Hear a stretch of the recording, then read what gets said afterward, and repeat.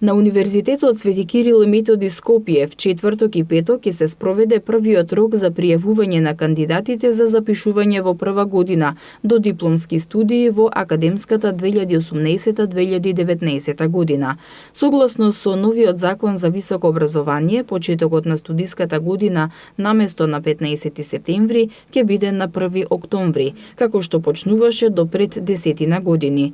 Според конкурсот кој УКИМ го објави во јуни, слободни се вкупно 11.661 место, од кои за редовни во државна квота има 5.913, редовни со кофинансирање на студиите 4.573 и за вонредни студенти 1.175 места.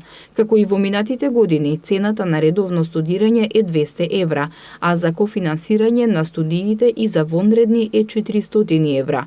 Условите и критериумите за запишување и потребните документи се појаснети во конкурсот, објавен на веб страницата ukim.edu.mk. Вториот рок за упис на Универзитетот Свети Кирил и Методи Скопје е на 13 и 14 септември, а третиот рок на 24 септември на факултетите на кои ќе има слободни места.